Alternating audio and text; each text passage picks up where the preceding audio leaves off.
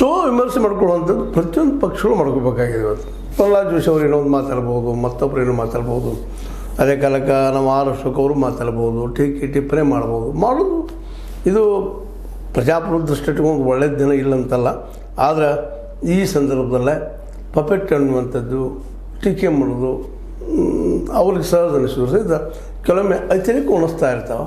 ಇರಲಿ, ಅದೆಲ್ಲಕ್ಕಿಂತಲೂ ಇಂಪಾರ್ಟೆಂಟ್ ಅಂತಂದರೆ ಈಗ ನಮ್ಮ ಸಿದ್ದರಾಮಯ್ಯ ಸರ್ಕಾರ ಆಗಿರ್ಬೋದು ಅಥವಾ ಕೇಂದ್ರ ಸರ್ಕಾರ ಆಗಿರ್ಬೋದು, ಈ ಸರ್ಕಾರಗಳು ಇವು ಸಹಿತ ಜನರ ಪಪೆಟ್ ಅಂತ ತಿಳ್ಕೊಂಡು ಕೆಲಸ ಮಾಡಿದರೆ ಭಾಳ ಯೋಗ್ಯ. ಅದು ತಿಳ್ಕೊಳ್ತಾ ಇಲ್ಲ ಅನ್ನೋದು ಇಲ್ಲಿ ಸಮಸ್ಯೆ ಇದ್ದಂಥದ್ದು ಅಂತ.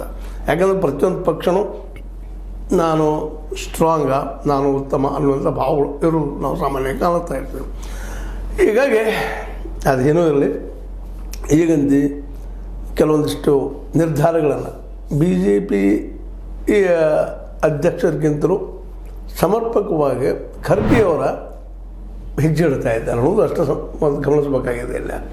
ಯಾಕೆಂದರೆ DK ಶಿ ಅವ್ರ ವಿಷಯದಲ್ಲಿ ಆಗಿರ್ಬೋದು, ಅದೇ ಕೆಲ ಸಿದ್ದರಾಮಯ್ಯ ವಿಷಯದಲ್ಲಿ ಆಗಿರ್ಬೋದು, ಕೆಲವೊಂದಿಷ್ಟು ತಮ್ಗೆ ಅನಿಸಿದ ಮಾತುಗಳನ್ನು ಓಪನ್ ಆಗಿ ಮಾತಾಡ್ತಾ ಇದ್ದಾರೆ. ಇವತ್ತಿಗೆ ಪಪೆಟ್ ಅನ್ನೋಕ್ಕಿಂತ ಸ್ವಲ್ಪ ಹೌದು, ಸ್ವಂತ ಡಿಸಿಷನ್ ತೊಗೊಳ್ಳೋಕ್ಕೆ ಆಗೋದಿಲ್ಲ, ಪಾರ್ಟಿ ತೆಗೆದುಕೊಳ್ಳೋದು ಮುಖ್ಯ ಇರ್ತದೆ.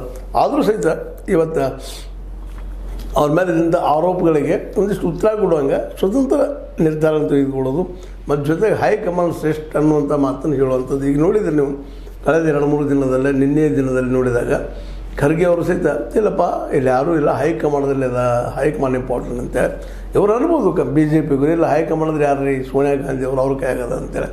ಸತ್ಯನದ, ಅದರಲ್ಲಿ ಸುಳ್ಳಲ್ಲ. ಆದರೂ ಸಹಿತ ಮಾತಾಡಲಿಕ್ಕೆ ಅವಕಾಶ ಹೆಚ್ಚದ ಅನ್ನೋದು ಖರ್ಗೆ ಅವರ ಭಾವನೆ. ಖರ್ಗೆ ಅವ್ರನ್ನ ಬಲ್ಲಂತ ಉಳಿದವ್ರಿಗೂ ಹೌದು, ಅಲ್ಲೆದಪ್ಪ ಅನುಕೂಲದ, ಅಷ್ಟು ಡಿಕ್ಟೇಟರ್ ಇಲ್ಲ, ಪೂರ್ತಿಯಾಗಿ ಏನು